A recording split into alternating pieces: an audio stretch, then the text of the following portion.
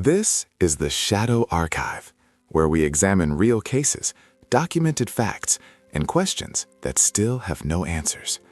Today, we look at the disappearance of Maura Murray.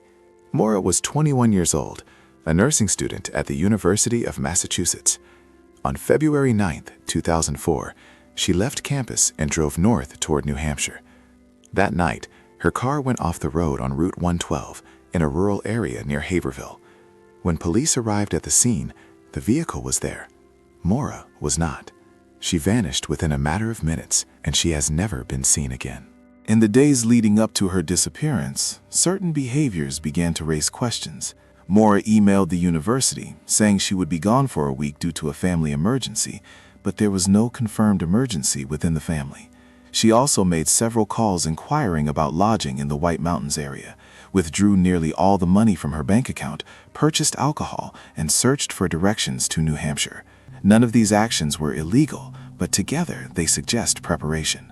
On the afternoon of February 9th, she left campus and began driving alone. Later that evening, around 7 p.m., her car went off the road on Route 112. A local resident noticed the vehicle and contacted police. Shortly after, a school bus driver stopped to offer assistance. According to his statement, Maura appeared shaken but coherent, declined the ride, and said she had already called for help. Minutes later, officers arrived at the scene. The car was empty. There were no clear signs of a struggle, no direct witness to an abduction, and no confirmation that she entered the woods. There was only a very small window of time, and then a complete disappearance. Maura's disappearance unfolded within a matter of minutes, and inside that narrow window, three central elements emerge: who saw something, who spoke with her, and who arrived first. That night, Faith and Tim Westman were inside their home directly across the road when they noticed the vehicle after the crash. They reported seeing movement around it and were the ones who contacted police, helping establish the initial timeline of events. However, there are limitations to their account. It was dark, snow covered the ground, and their view came from inside the house at a distance. In situations like this, perception is not always precision, and a difference of seconds, or even position, can completely alter the interpretation of what happened. The second key figure is Butch Atwood, a school bus driver who stopped and spoke directly with Maura for several minutes.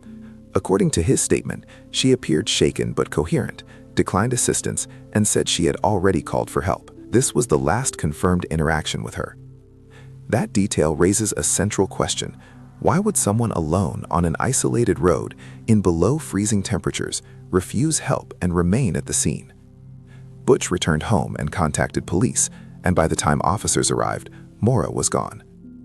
This brings us to the third point: police response time. The exact timing has been publicly debated. Was it 7 minutes, 10, or slightly more? Regardless of the precise number, it was fast enough that there is no clear record of where she went. There was no confirmed trail in the snow leading deep into the woods, no verified witness who definitively saw a second vehicle stop, and no immediate evidence explaining her disappearance. What we have are accounts and statements, but no conclusion, and when a case depends on minutes, every detail matters. Every disappearance raises an inevitable question: who knew she would be there? We begin with her family. Her father, Fred Murray, has always been one of the most vocal figures in the search for answers. According to him, there was no long-term plan for Maura to disappear and no declared intention to vanish permanently. The family maintains that if she intended to leave for a few days, the expectation was that she would return. That distinction matters because it separates the idea of a temporary escape from the concept of a planned disappearance. At the time, Maura was in a relationship with Bill Rausch. In investigations like this, relationships are examined not as accusations, but as part of the emotional context surrounding the events. Phone records show communication in the days leading up to her disappearance, and there are reports that she appeared emotionally distressed after one particular call. However, the full content of those conversations has never been publicly clarified. This raises an important investigative question. Was she running from something, or simply trying to clear her mind? Friends and university classmates later stated that she seemed to be under pressure. There were academic concerns, a minor car accident days earlier, and possible financial strain. None of these factors individually appear extreme, but together they may suggest cumulative stress. And this is where the ambiguity begins. No one close to her reported a clear plan to disappear forever, yet no one described a clearly structured travel plan either. There was intention, but no definitive explanation. When prior behavior is open to interpretation, it creates space for multiple possibilities. Was she planning a reset, a brief pause, or did something interrupt her plans on that road? The first hypothesis is relatively straightforward. After the crash, Maura may have panicked, possibly fearing legal trouble or possibly under the influence of alcohol. In that state, she may have left the road and entered the woods to avoid immediate contact with police. That night, temperatures were below freezing, and the surrounding area was dense, uneven, and extremely quiet. Hypothermia can disorient a person, trigger irrational behavior, and cause someone to walk in circles until all sense of direction is lost. This theory explains the silence, the lack of visible struggle, and even the decision to refuse help. However, there is a significant complication. Extensive search efforts were conducted over the years. Dogs were deployed, organized teams returned to the area multiple times, and despite these efforts, there has never been definitive confirmation of remains identified as hers. It is possible she is somewhere in those woods, but there is no conclusive proof. The second hypothesis suggests a crime of opportunity. During the short window between the crash and the arrival of police, another vehicle may have passed. Someone may have stopped, and she may have accepted help at the last moment. On a rural road, at night, in freezing temperatures, a decision made in seconds can permanently alter the course of events. This theory explains the absence of extended footprints in the snow, the immediate disappearance, and the lack of physical evidence in the forest. But it also has weaknesses. The road was not heavily trafficked. There is no confirmed witness who clearly saw a second vehicle stopped there, and there is no physical evidence of a forced abduction. It remains possible, but it depends on a very specific encounter within a very narrow time frame. The third hypothesis considers voluntary disappearance. The emails she sent, the money she withdrew, the lodging inquiries, and the alcohol purchase may all suggest preparation. The crash itself could have been an unexpected complication within a larger plan, or perhaps someone was waiting further down the road. This theory accounts for the prior planning, but it faces a substantial obstacle. Disappearing completely requires infrastructure, an alternate identity, ongoing financial resources, and often a support network. To this day, there has been no public confirmation of document use, bank activity, or verified sightings under her name after that night. Planning to leave for a few days is not the same as vanishing forever.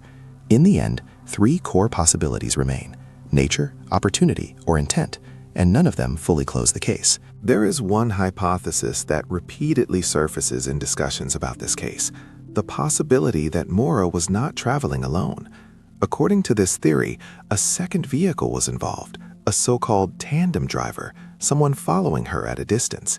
If that is true, then the crash on Route 112 was not the end of a plan, but merely an interruption. In this scenario, Maura may have refused help because she knew someone else was nearby, perhaps waiting, circling back, or observing from a distance. This interpretation would explain the rapid disappearance, the absence of extended footprints in the snow, and the lack of visible struggle. It may also explain why she appeared calm enough to decline immediate assistance. However, this theory depends on a critical issue. There is no public confirmation that another vehicle was officially connected to her that night. No witness has definitively confirmed a second car associated with Maura, and no records prove prior coordination with anyone else on that road.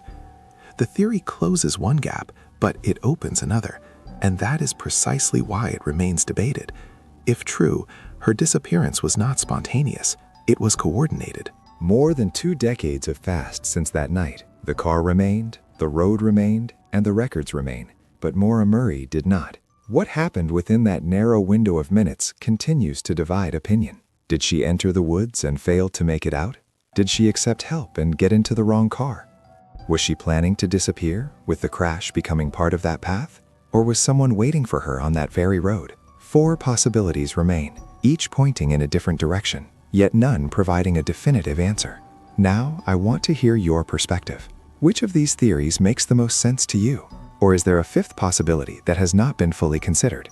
Share what you believe happened, and more importantly, explain why. Because sometimes the difference between theory and truth lies in the details most people overlook.